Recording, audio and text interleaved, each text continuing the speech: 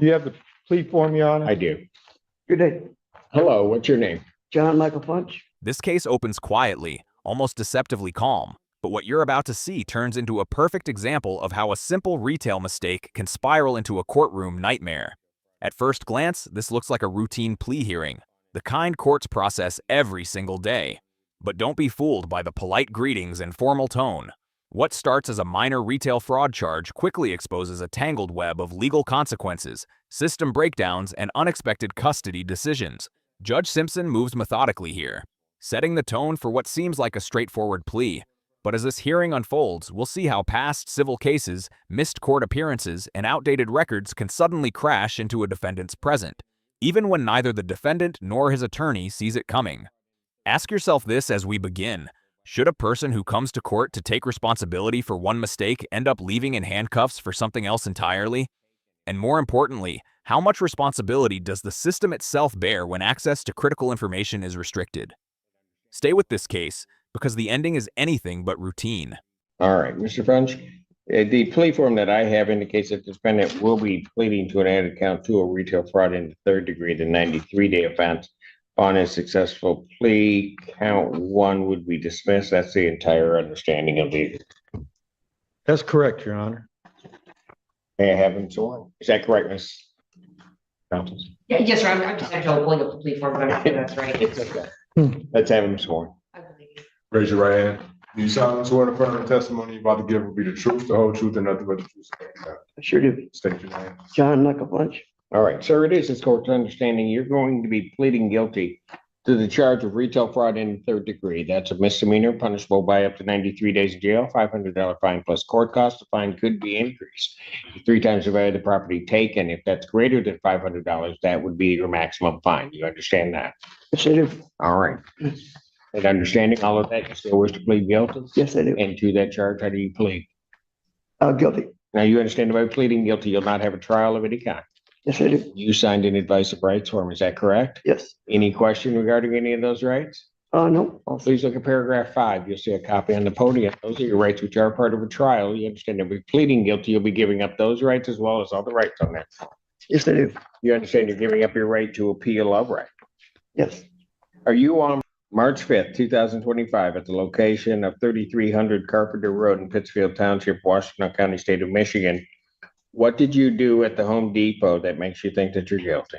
I had a tire to return, and I kind of just returned it myself, and there was a $20 difference, the price, and I just walked out with the tire. You had a. This is the moment where intent becomes undeniable. The defendant doesn't sugarcoat it, doesn't blame confusion or misunderstanding. He flat out admits he knew what he was doing. From a legal perspective, that admission seals the plea. There's no ambiguity here. By acknowledging he bypassed customer service and knowingly left with a more expensive item, he satisfies every element required for a guilty plea. But emotionally, this moment lands differently. You hear embarrassment. You hear someone recognizing how a small shortcut turned into a criminal case. Judge Simpson stays focused, asking clean, precise follow-ups to ensure the record is complete. This matters because plea hearings are often scrutinized later. The court must establish that the defendant acted knowingly and without permission, and here, that box is checked. But here's the bigger issue. This is still a minor theft case, one that normally ends with probation and fines. Nothing in this moment suggests what's about to come next. A tire for my wheelbarrow Oh, okay. was dumb. And so He purchased a tire at $39. Right. It didn't fit, so he brought it back into the store. And rather than waiting and doing the exchange with the customer service, he selected a $59 tire. is that all correct, sir? It is, yes. So, and then when you selected the new tire, you did that and you walked out without paying the I did, difference? yes. And you knew that's what you were doing at the time? Yes, absolutely. All right. You didn't have anybody's permission at Home Depot to do that, did you? No, not at all. And the item that you took out that was priced at the $59, that was an item that they had offered for sale? They did, yes. All right.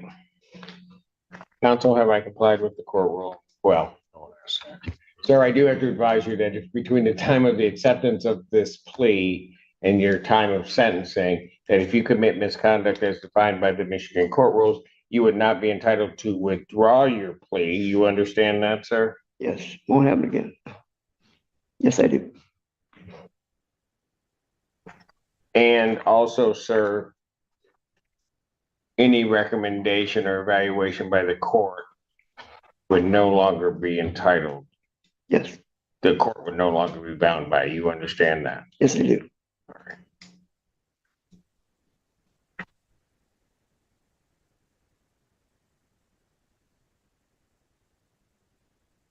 Second, I'm checking.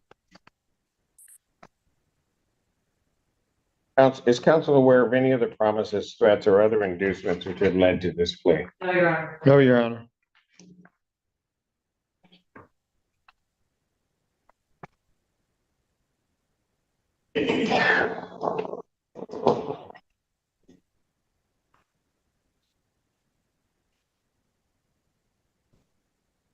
And have I complied with the court ruling would it be proper to accept this defendant's plea? People are satisfied. Yes, Your Honor.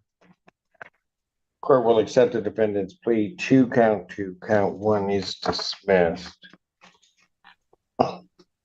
Defendant is referred to probation for a pre-sentence investigation and report. Sentencing in this matter will be October 22nd at 12 noon.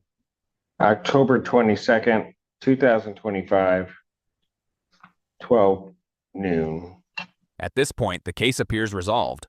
The plea is accepted, one count is dismissed, and sentencing is scheduled weeks away. This is usually where tension drops. Most defendants walk out relieved, knowing the worst is behind them. Judge Simpson follows standard procedure, referring the case for a pre-sentence investigation. Everything is orderly. Everything is predictable. And that's exactly why what happens next hits so hard. Because legally speaking, this case should now be on cruise control. There's no argument, no dispute, no drama. But courtrooms don't operate in silos. A defendant's history, criminal and civil, can surface at any moment.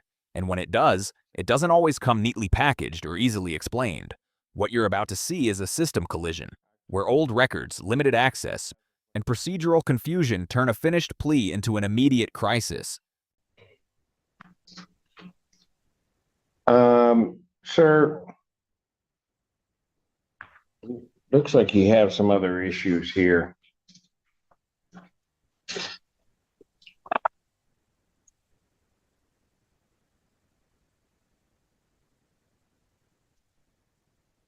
No? Well, I'm not. Oh, sure.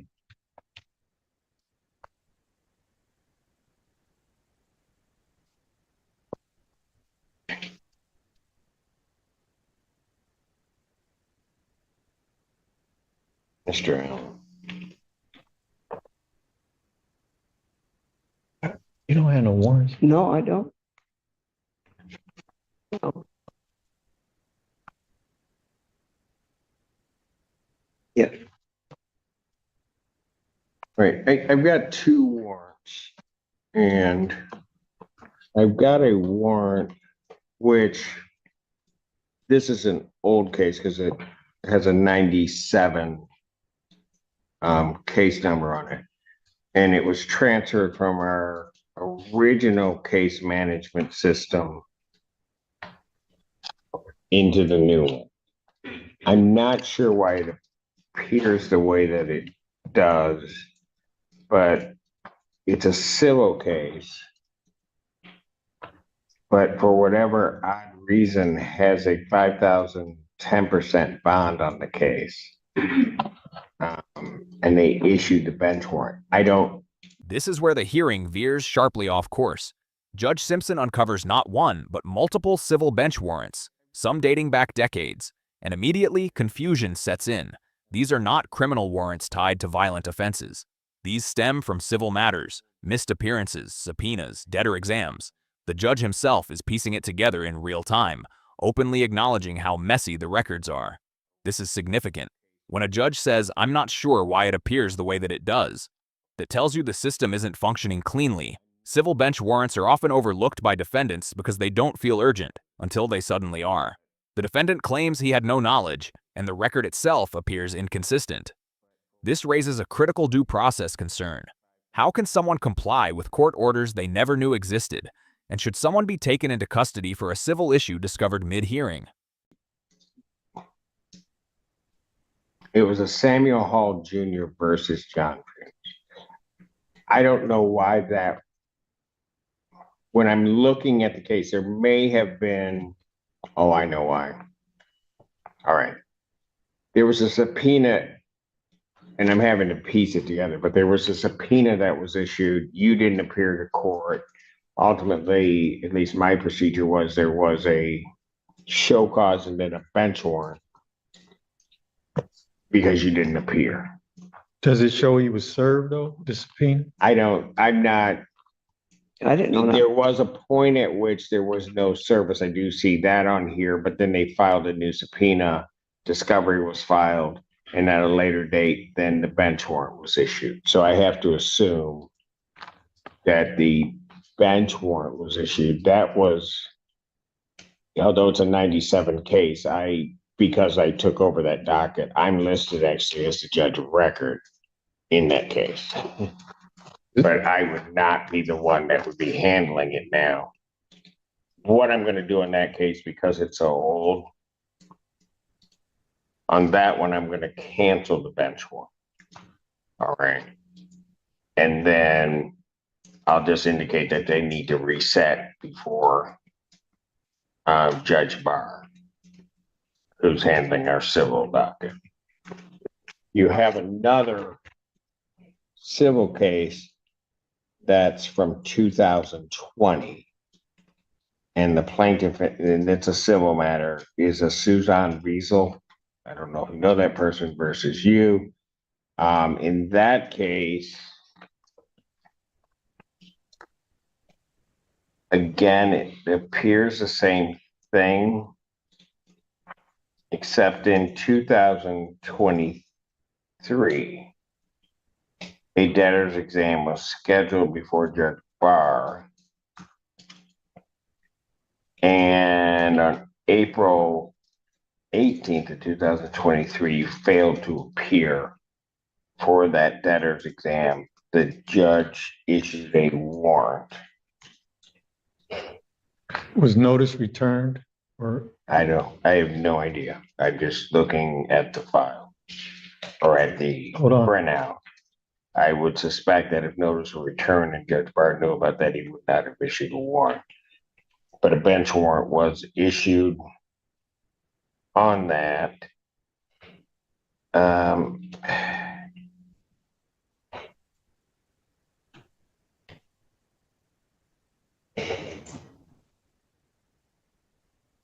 A bench warrant, for whatever odd reason, even though it was in April, was then issued October 10th of 2023, and it's gone through this year in February. The warrant was valid. We have case numbers because we don't have access. I canceled the one. Okay. One case number. The one that there's a valid. Let me just give it. One case number is 97-2C3143. That's the one that I canceled the warrant on. The other one is 2004 C0243. Both of them, it appears, come from small claims matters. Your Honor, is Um, there an address in the 243? I'm trying to make sure you got notice of all this. In the 243, there's the address of Parker Road, but I don't know when the warrant and everything came through, whether or not that was, no, I'm sorry, it's not Parker Road. It's Outer Drive. It's the same address that I have on this case. So I'm asking the court to not take him into custody, but It's a valid warrant. You're gonna have to address that before Judge Barr. That's his warrant that was issued on the civil case. It's a cash bond only warrant from his failure to appear for a debtor's exam. But Your Honor, I'll be brief.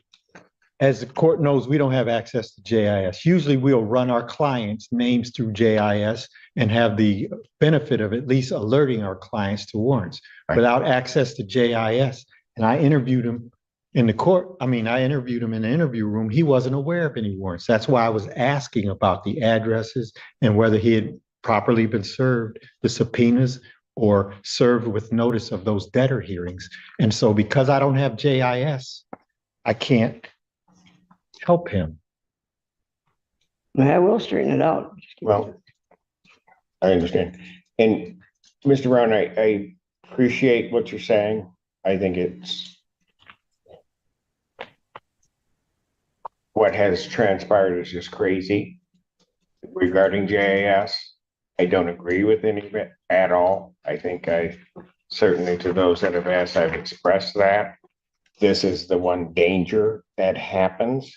People get locked up because you guys who do a fantastic job don't have the benefit of being able to get open access to the information that's contained in the case management file.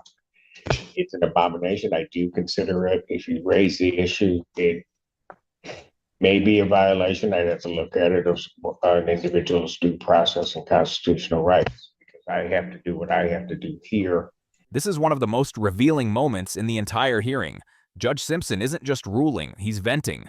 He openly criticizes the lack of access to JIS, calling it an abomination. That word choice matters. Judges are typically restrained, but here you hear genuine frustration. He acknowledges that defense attorneys are being handicapped, unable to warn clients about outstanding warrants. From a constitutional standpoint, this is explosive. Due process requires notice and an opportunity to be heard. If notices aren't properly served and attorneys can't verify records, the risk of wrongful detention skyrockets. Judge Simpson recognizes that risk, yet he's still bound by the warrant in front of him. This is the paradox of the courtroom. A judge can believe the system is broken and still be legally required to enforce it. But the court itself, quite frankly, is impeding your ability to do that. Something's wrong. There's going to have to be a ruling on it if it's raised. So you are more than free to raise that before me, since I'm the one sending, or raise it before Judge Barr because this is his case. But at this time, I do have a valid warrant. I'm going to take him into custody, sir, so that you know the bond amount that I have here is $2,650 cash. How much? 2,000? $2,650. You got that on? No. That sounds like on the civil case, that may have been the judgment amount. And then when you didn't appear for the debtor's exam, that became the bench warrant. What can I say? How do we get a hold of them? Hold of who? The people I owe the money to. Well, hold on. Well, You got to go with the court officer. And if you got a credit card or somebody you can holler at, you can call for the 265.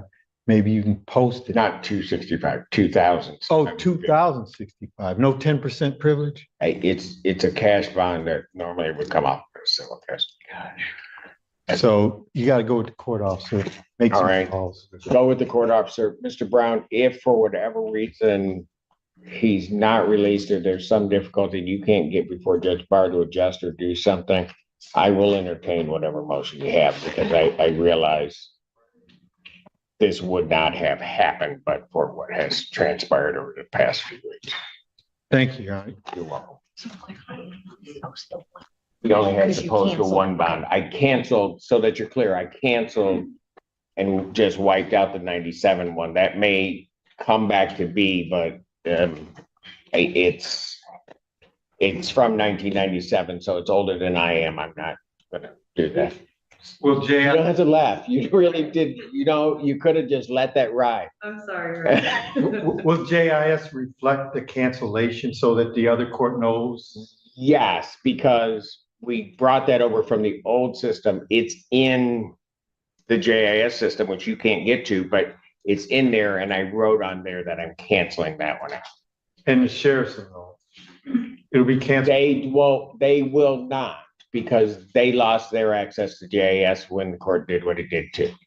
So a whole huge mess has been created. I don't know what they're going to do when they see that I'm putting him in on a warrant, because to the extent they're able to look up a criminal case, I don't know what they're going to see the civil. I have no idea.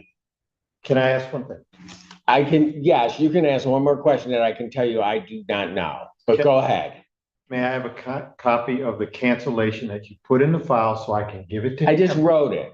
Yeah, but. I can write it on another So if piece he of paper. walks out, gets pulled over. Okay, so here's what the problem is. Yes, I get it, Mr. Brown. The problem is that I wrote cancellation on my JIS printout. Supposedly, you guys aren't supposed to have that. I don't know why. It seems stupid. That's a legal term. This is procedural chaos on full display. The judge cancels one warrant but can't easily provide proof because of access restrictions. Defense counsel is stuck trying to protect his client without documentation. Everyone agrees on what happened, but the system can't reflect it cleanly. This is where real-world consequences hit hardest. If the sheriff can't see the cancellation, the defendant could be detained unnecessarily. Judge Simpson ultimately orders written confirmation, trying to patch a broken process on the fly. It's a reminder that courtroom outcomes don't end at the bench.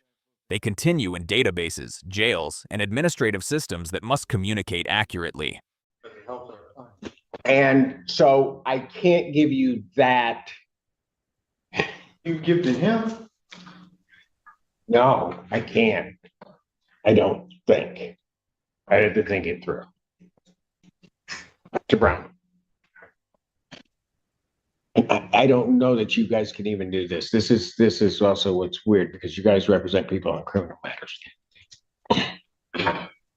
If you were to indicate to me that you're the attorney of record or get him to sign something that they would like that information turned over to you, that's fine. You're trying to get some verification that I canceled that warrant. Yes, Your Honor. Because you can't get to the place that it would be. So here's what I will do. Ms. Weidling, Yes, Your Honor. could you type up a document for my signature to present to the public defender's office that I can't, on the 97 case that I canceled it, I will sign that, and that way you have it in writing from me. Yes. Thank you.